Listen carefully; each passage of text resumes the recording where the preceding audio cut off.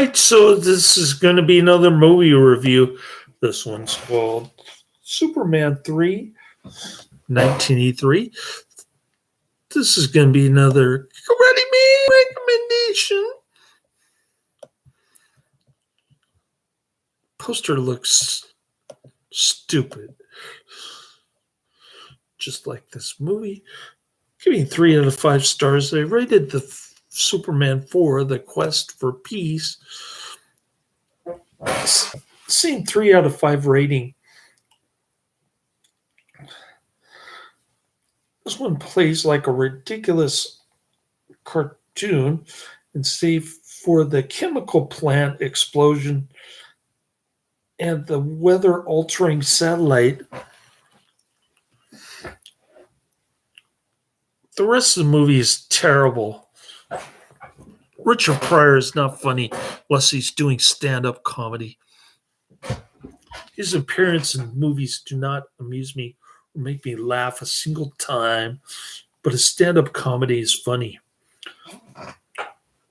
Superman 3 is a 1983 superhero film directed by Richard Lester from a screenplay by David Newman and Leslie Newman based on the DC Comics character Superman. It is the third installment in the Superman film series, and it is a sequel to Superman 2 from 1980. The film stars Christopher Reeve, Richard Pryor, Jackie Cooper, Marc McClure, Annette O'Toole, Annie Ross, Pamela Stephenson, Robert Vaughn, and Margot Kidder. The film proved less successful than the first 2 films, both financially and critically. A sequel, Superman 4, The Quest for Peace, was released in July 1987. The conglomerate Websco Industries hires computer programmer Gus Gorman, who secretly embezzles $85,000 for the company payroll. Gus comes to the attention of Websco's CEO, Ross Webster, a cunning billionaire fixated on using technology for financial domination. The white male swine of a capitalist pig, Webster sees Gus's skills as a valuable asset. So instead of reporting the embezzlement to the police, he gives Richard Pryor promotion, who just magically became a computer whiz after standing in the unemployment line. With the help of his stern sister, Vera, and his mistress, Laura Lee Ambrosia, who looks like Angeline, he blackmails Gus into aiding his schemes. Superman extinguishes the fire in the chemical plant. This is where the film starts getting good here. Cool explosions of boiling chemical plant. How is Superman going to stop it? And as Clark Kent, he returns to Smallville for his high school reunion. Clark reconnects with childhood friend Lana Lang, who has a young son named Ricky. Superman later saves Ricky from a combine harvester accident during a picnic with Lana. Webster orders Gus to use the weather satellite Vulcan to create a storm that destroys coffee crops in Colombia, aiming to corner the market. So here we have another cool part of the movie. Weather-altering technology. Gus complies, but Superman neutralizes the storm. Recognizing Superman as a threat, Webster orders Gus to synthesize kryptonite, which does not kill Superman, but it turns him into a 5 o'clock shadow shave and unkept Superman outfit. Lana invites Superman to Ricky's birthday party. Gus and Vero infiltrate the party, and they give Superman the synthetic kryptonite, which corrupts him, and it causes him to commit acts of vandalism, such as straightening the Leaning Tower of Pisa and blowing out the Olympic flame. Gus proposes building a supercomputer for Webster in exchange for creating an energy crisis by redirecting oil tankers. Laura Lee seduces Superman and she manipulates him into causing an oil spill. Superman suffers a nervous breakdown and he splits into two beings, the corrupted Superman and Clark Kent. And I have no idea why they're in a junkyard. The two fight and Clark defeats the corrupted Superman. Superman then repairs the damage of the oil spill. Oh, isn't that nice? He saved all the birds from oil spill damage. Distributed by Columbia EMI Warner Distributors in the UK, Warner Brothers in the United States.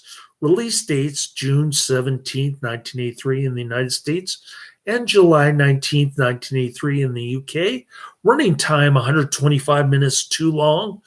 Countries UK and the United States. Language English. Budget $39 million and box office $80.2 million. After surviving exploding rockets and a missile, he confronts Webster, Vera, and Laura Lee in the ultimate computer. The computer becomes self-aware. The computer has AI, and the computer defends itself against attempts to disable it as it transforms Vera into a cyborg. This is the cartoonish aspect of Superman 3. Vera attacks Webster and Lorelei with energy beams that immobilize them. Superman retrieves acid from the chemical plant, destroying the ultimate computer. Gus starts anew in West Virginia. Meanwhile, Clark visits Lana in Metropolis, where she begins working as a secretary for Perry White. And there you have it. Superman 3. All right, Karate Man finally made it in the chat room. I don't care what anybody says about Superman 3 calling a bad sequel. I disagree with that nonsense. Superman 3 is one of the best of the franchise. My all-time favorite Superman movie. Like, how can you hate Superman 3? Like, come on, let's get real here. You got evil Superman, Richard Pryor, Robert Vaughn, Clark versus evil Superman, the great Superman theme song. Everything is great in it. Some people hate Superman 3. Some people like it, but they consider it to be a step down. Well, I have to disagree with you critics. Superman 3 rocks. I didn't care about anything that you mentioned. Richard Pryor is not funny at all in this movie. The Robert Vaughn character didn't really bother me that much. The white male swine of a capitalist pig. Mainly because he had a cool weather-altering satellite. And Karate Man didn't even mention the chemical plant scene, which was the highlight of the movie right there. Frank Oz had a cameo as a surgeon, but the scene was deleted from the final cut, although it was later included in the TV extended version of the film. Shane Rimmer appears as a state police officer. Pamela Mandel, who played a diner waitress in the same film, appears as the hapless wife of a Daily Planet sweepstakes winner. Aaron Smolinski, who played young Clark Kent in Superman, the original movie, appears as the boy next to the phone booth that Clark uses to change into Superman. He would also later appear in Man of Steel as a communications officer. Richard Donner confirmed that he had been interested in writing at least 2 more Superman films, which he intended Tom Mankiewicz to direct, and used Brainiac as the villain of the 3rd film. Now, that would have been an interesting film right there. I don't care to see Superman drinking booze and flicking peanuts at liquor bottles.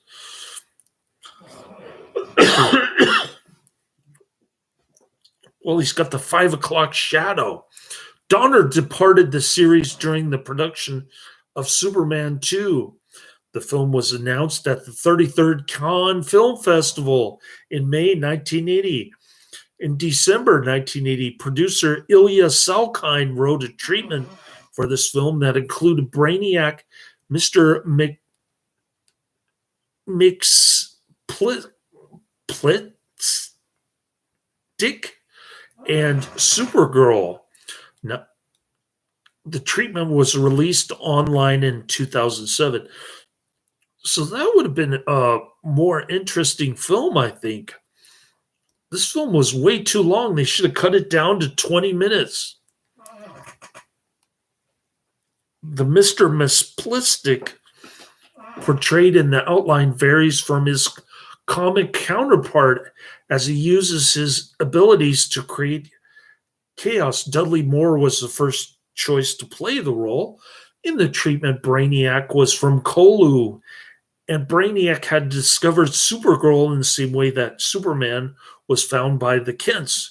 Brainiac is portrayed as a surrogate father to Supergirl, and eventually Brainiac fell in love with his so-called daughter, who did not reciprocate Brainiac's feelings as Supergirl had fallen in love with Superman. Brainiac retaliates by using a personality machine to corrupt and manipulate Superman. The climax of the film would have seen Superman, Supergirl, Jimmy Olsen, Lana Lang, and Brainiac time travel to the Middle Ages for a final battle against Brainiac. After defeating him and leaving Brainiac behind, Superman and Supergirl would have been married at the end of Superman 3 or in Superman 4. Those ideas would have been better sequels for both 3 and 4, I think. The treatment was rejected as being too complex and expensive to shoot. Because of the high budgets required for the series, the Salkinds considered selling the rights to the series to Dino De Laurentiis. The significance of computers, the corruption of Superman, and the splitting of Superman into good and evil would be used in the final film. The film was originally intended to be titled Superman vs. Superman, but it was retitled after the producers of Kramer vs. Kramer threatened a lawsuit.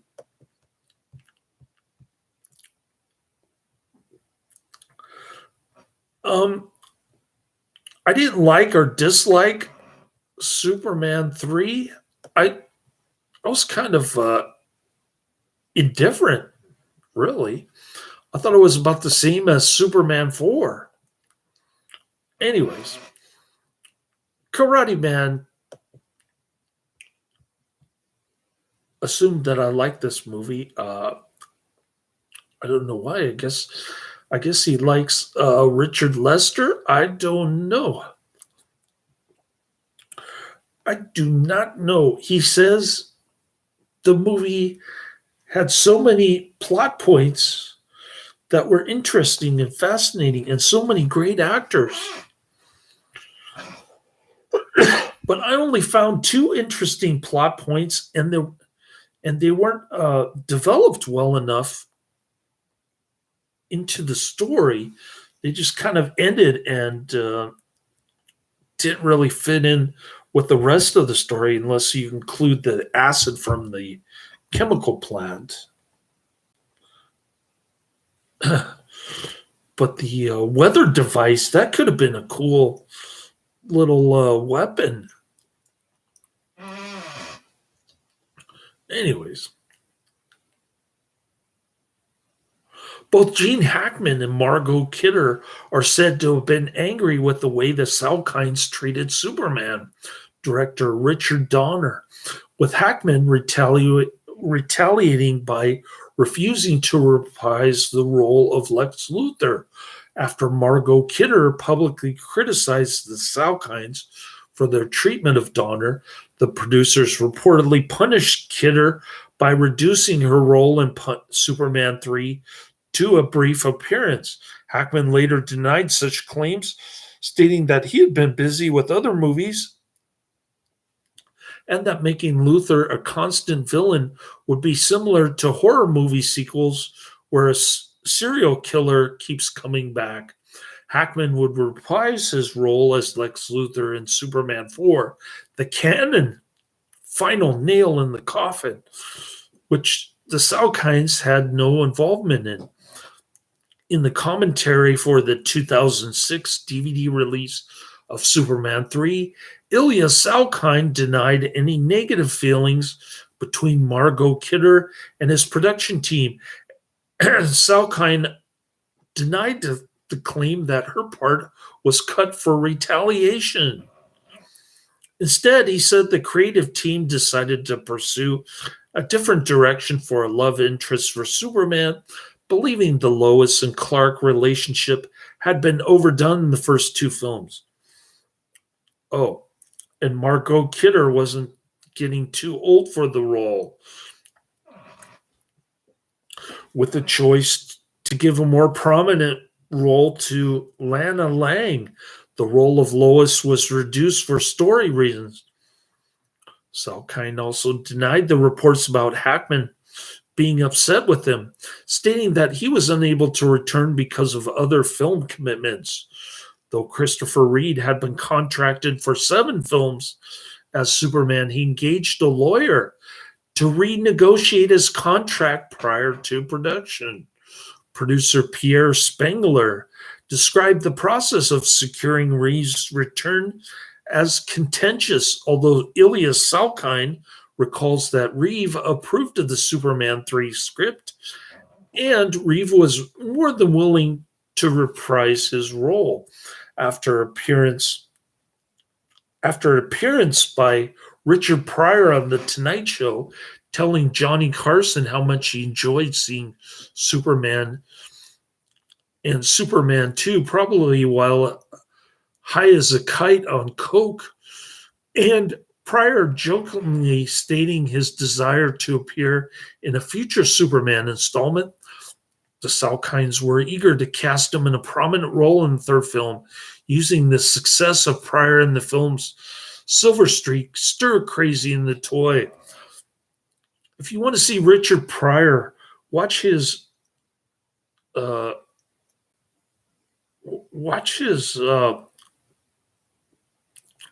live comedy stuff. Do not watch his PG movies like The Toy or Superman 2. Pryor accepted a $5 million salary. Following the release of the film, Pryor signed a 5-year contract with Columbia Pictures for $40 million. That could buy a lot of cocaine in 1983. Principal photography began on June 21st, 1982. Most of the interior scenes were shot at Pinewood Studios outside London. The junkyard scene was filmed at the back lot of Pinewood. I have no idea why Clark Kent magically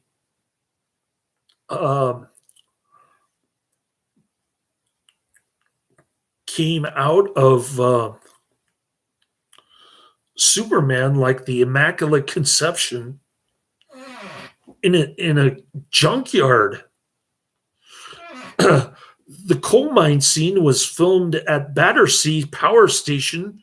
Most exteriors were filmed in Calgary because of tax breaks for film companies. Superman's drinking was filmed at the St. Louis Hotel in downtown East Village, Calgary, while other scenes, such as a slapstick comedy opening, were shot several blocks to the west. That slapstick scene should have been struck out of the movie. They should have gone straight to Richard Pryor and the unemployment line. And throughout the entire movie, Richard Pryor's eyeballs are bulging out like he's super high on cocaine. While the supercomputer set was created on the 007 stage Exteriors were shot at Glen Canyon in Utah. The film includes the same special effects team from the first two films. Atari created the video game computer animation for the missile scene. So you're watching Robert Vaughn playing an Atari video game that's supposed to be a supercomputer and it looks like a cheap Atari game. As with the previous sequel, the musical score was composed and conducted by Ken Thome, using the Superman theme and most other themes from the first film composed by John Williams. Giorgio Moroder was hired to create songs for the film. The appearance of the cover of Chuck Berry's song Roll Over Beethoven by the Beatles acts as an indirect reference and connection with The Hard Day's Night and Help. Both were also directed by Richard Lester.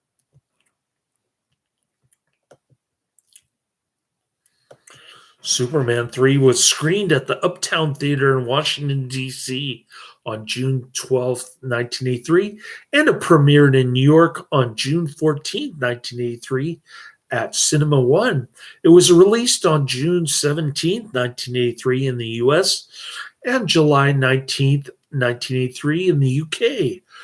William Kotzwinkle wrote a novelization of the film, published by Warner Books in the U.S. and by Arrow Books in the UK. Severn House published a British hardcover edition. Kotzwinkle thought the novelization a delight the world has yet to find out about. However, writing and voice of youth advocates, Roberto Rogow hoped this would be the final Superman film. And Rogow said, Kotzwinkle has done his usual good job of translating the screenplay into a novel, but there are nasty undertones to the film, and there are nasty undertones to the novel as well.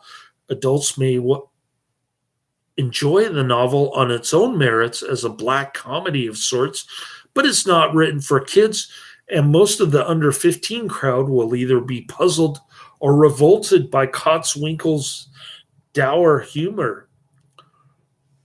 Like the previous films, a separate extended edition was produced and aired on ABC. The opening credits were in outer space, featuring an edited version of the film's end credit theme music, serving as an opening theme. This is followed by a number of scenes, including additional dialogue, but not added in any of the official VHS, DVD, or Blu-ray cuts of the film. The deluxe edition of Superman 3 released in 2006, along with the DVD release of Superman Returns, included the scene section as deleted scenes. Superman 3 grossed $60 million in the United States box office and $20.2 million internationally, for a total of $80.2 million worldwide. The film was the 12th highest grossing film of 1983 in North America. Not a bad return on investment, but nowhere near the first two movies. Superman 3 holds a very low 29% approval rating on Rotten Tomatoes based on 59 reviews. I'm being generous here. I'm giving it a 6 out of 10. I did the same thing for the Delta Force. And people thought I was being overly critical on the Delta Force. I was indifferent. I thought the sequels were better. Anyway, the critical consensus reads, when not overusing sight gags, slapstick, and Richard Pryor, Superman 3 resorts to plot points rehashed from the previous Superman flicks. Oh, really? I don't recall any chemical plant on the verge of causing a massive explosion, overheating chemicals, or for that matter, the weather altering machine, I don't remember that in previous flicks either.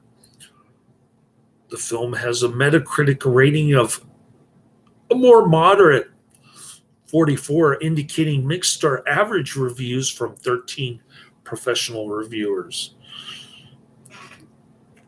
Film critic Leonard Maltin said that Superman 3 was an appalling sequel that trashed everything that Superman was about for the sake of cheap laughs and co-starring role for Richard Pryor. The film was nominated for 2 Razzie Awards, including Worst Supporting Actor for Richard Pryor and Worst Musical Score for Giorgio Moroder. Audiences also saw Robert Vaughn's villainous Ross Webster as a weak replacement for Lex Luthor. I didn't think Robert Vaughn was a bad villain in this one. I thought he was okay. Karate Man has a point there. Robert Vaughn's a decent actor. I'm not going to tarnish his reputation on this channel. Christopher John reviewed Superman 3 in Aries magazine number 16, and he commented that compared to the first film in this series, everything about Superman 3 is a joke, a harsh, cruel joke played on all the people who wanted to see more of the Superman they saw a few years ago. Instead, they got Superman drinking in a bar. Colin Greenland reviewed Superman 3 for Imagine magazine. Colin Greenland stated that what ultimately spoils the fun in Superman 3 is not the incoherent story or even the technophobia. It is simply overloaded too many ideas, too many gadgets, too many stars. Pamela Stephenson is completely wasted in a part which would have been too dumb for Goldie Hawn. The wiring all comes loose at the end, an anticlimax and a rush one at that.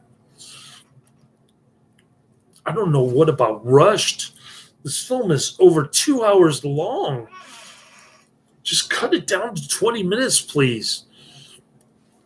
Fans of the Superman series placed a great deal of blame on director Richard Lester. Lester made a number of comedies in the 1960s, including The Beatles' A Hard Day's Night, before being hired by the Salkinds in the 1970s for their successful Three Musketeers series, as well as Superman 2, which, although better received, was also criticized for unnecessary sight gigs and slapstick. Lester broke tradition by setting the opening credits for Superman 3 during a prolonged slapstick sequence rather than in outer space. They should have just gotten rid of that slapstick sequence. They should have started out with Richard Pryor on the unemployment line. The film's screenplay by David and Leslie Newman was also criticized. When Richard Donner was hired to direct the first 2 films, he rejected the Newman scripts, and Donner hired Tom Mankiewicz for heavy rewrites. Since Donner and Mankiewicz were no longer attached, the Salkinds were able to bring their version of Superman to the screen, and once again they hired the Newmans for writing duties.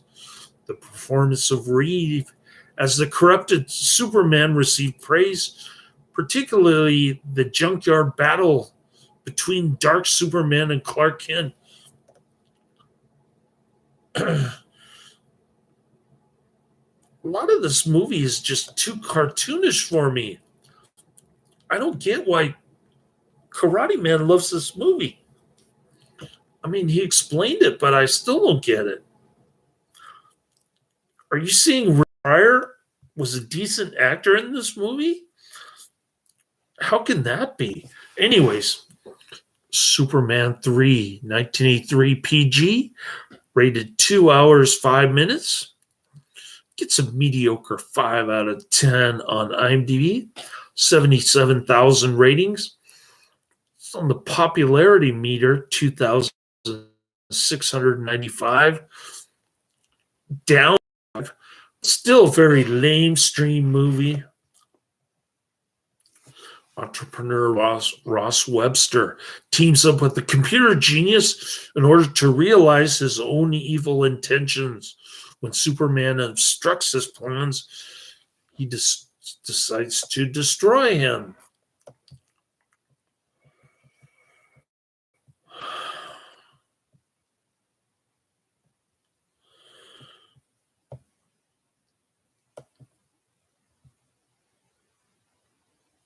There's a storyline here, but it's not popping up. Okay.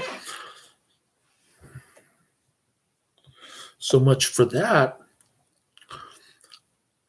After Margot Kidder expressed her disgust about the firing of Richard Donner to producers Alexander Salkind and Ilya Salkind, her role was cut to 12 lines and less than 5 minutes of screen time in the film's 2006 DVD documentary. Ilya Salkind says there was little need for Lois Lane in this movie because her relationship with Superman ended at the end of Superman 2 in 1980, presumably because Margot Kidder was getting too old for Superman. Clark travels to Smallville for his high school reunion. Clark reconnects with his girlfriend, sweetheart, Lana Lang. Computer programmer Gus Gorman is hired by financial tycoon Ross to take control of the coffee business by wiping out all of the competition via satellite. After Superman destroys the plan, Ross makes Gus figure out how to find kryptonite to eliminate Superman, but he uses tar as the missing element. This causes an unusual effect on Superman. Meanwhile, Gus gets his machine he wanted built that can do anything you want it to do. There's a storyline from A. Nilsson, 45670 on IMDb. Scenes which are set in the United States feature printed spelling of words like defense, color, and unauthorized, which reveal the Canadian-British filming locations. Here's a quotation from Ross Webster. I asked you to kill Superman, and you're telling me you couldn't even do that one simple thing? There is no title sequence. The opening sequence are shown over a cold opening. Completely unnecessary. Broadcast version uses separate title sequence, similar to original Superman, the movie titles, with adopted John Williams theme. Theatrical and home video versions had difficult to read titles over opening slapstick sequence. Totally unnecessary. Edited from The Taking of Pelham 123, 1974. Soundtracks Rock On, performed by Marshall Crenshaw. Music by Giorgio Moroder. Lyrics by Keith Forsey and produced by Giorgio Moroder. All right, here's a review on IMDb by a person who's giving it the exact same rating as I'm giving it, 6 out of 10. I'm being generous here because a lot of the movie is just cartoon nonsense. I have no idea. I have no idea why Karate Man thinks it's such a great movie. The best in the series? Really? The title of the review on IMDb is A Lot Less Humor Needed. If you're a fan of Superman, you'll find plenty to enjoy in this third installment in the series. I do. But it must be admitted that this film is much inferior to the first two. This has Richard Lester written all over it.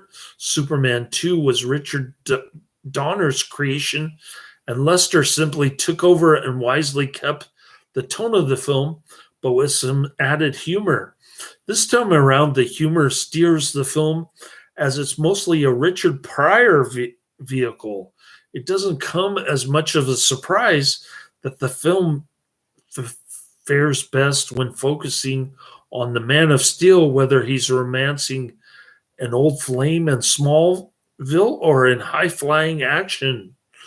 There is also the film where Superman goes bad and fights his alter ego to the death. Those scenes are the best in the film. Some set pieces are pretty good and special effects are decent. However, the finale has to be deemed utterly ridiculous when Superman battles a sophisticated computer. Reeve is amazing as Superman Clark Kent, effortlessly switching to playing a meaner version of himself. He's simply perfect. Richard Pryor is also always the same. So if you're a fan of his work, you'll love him here. Everyone else is decent except those three villains. They're a little too much, especially Vaughn. A lot less humor and more seriousness would have made this film very good. A lot of cartoon computer and cyborg nonsense would have made it a better film in my view. Which is not to say that it was a bad film. It's about the same as the fourth one. But if you're looking for a decent Superman film, watch Superman Returns or maybe the first two movies. 3 and 4 are kind of mediocre. They're not great the way Karate Man portrays it. I respectfully disagree with Karate Man on this one. Okay, more like this. Where are the more like this?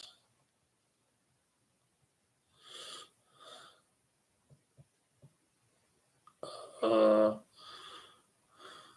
thought we had Superman 2. The original Superman, Superman Returns, and Superman 4, The Quest for Peace. Those are the more like this section of IMDb, which disappeared, oddly enough. But this is my third take. Oh, Karate Man has more comments. Okay, I came too late. The chemical plant scene, yes, that's another great scene. I agree. When you mentioned the evil that men do with Charles Bronson yesterday's review, coincidentally, it's from the same composer of Superman 3, Ken Thome is his name. He replaced John Williams. Yeah, he also did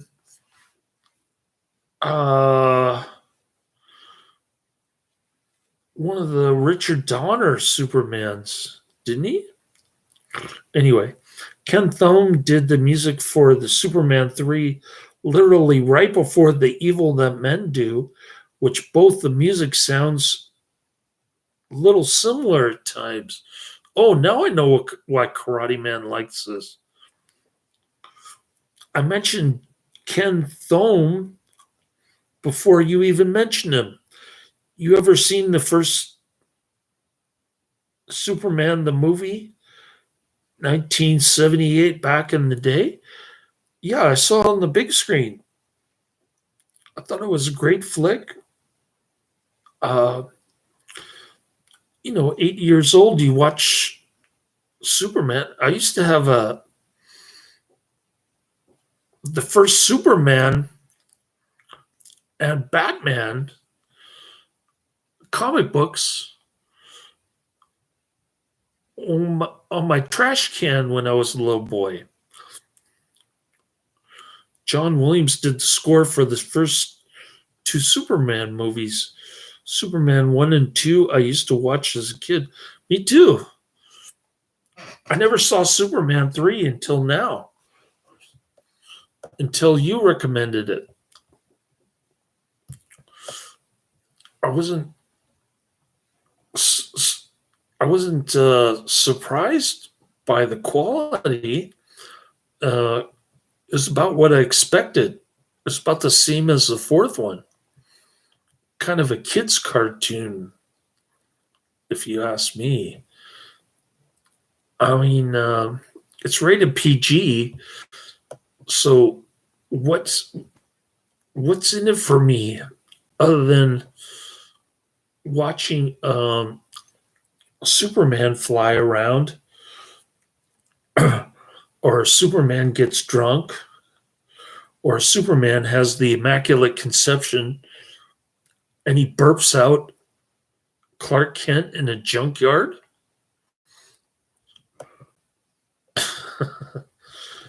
They are better than any of the overrated, never ending superhero movies that come out these days.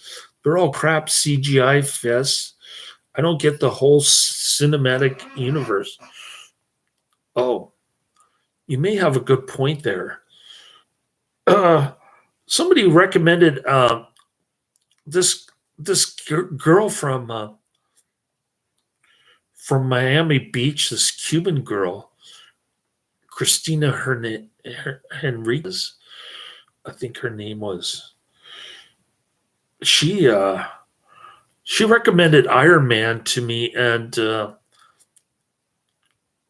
Iron Man, I think I gave 3 out of 5 stars. I didn't like Iron Man that much either.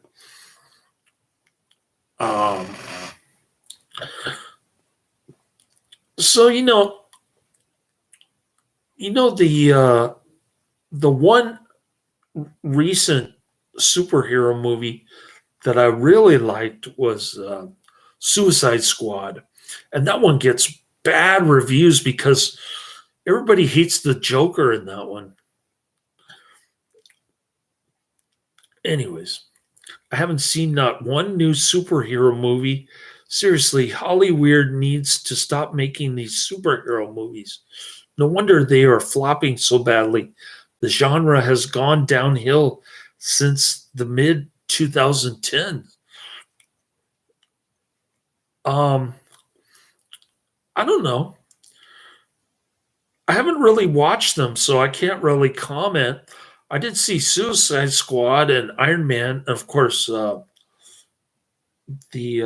Dark Knight, Batman, the Dark Knight. That was a good film. It was overrated.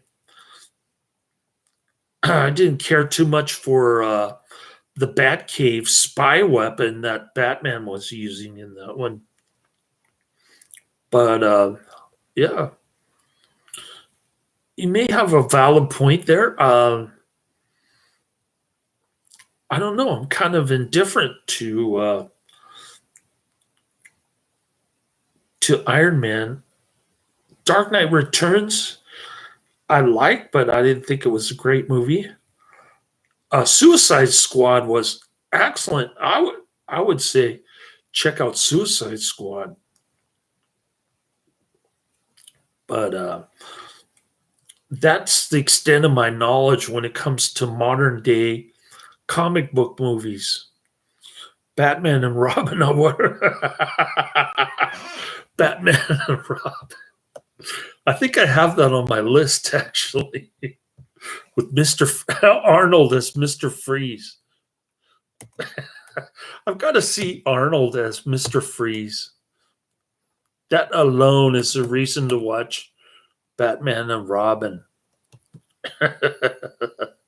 Yeah, I have it on my list at 759.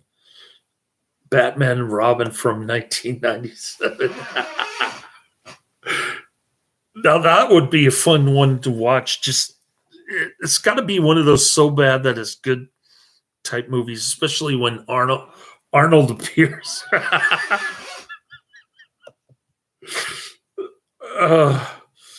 You got to see an Arnold movie from 1997 called Batman and Robin.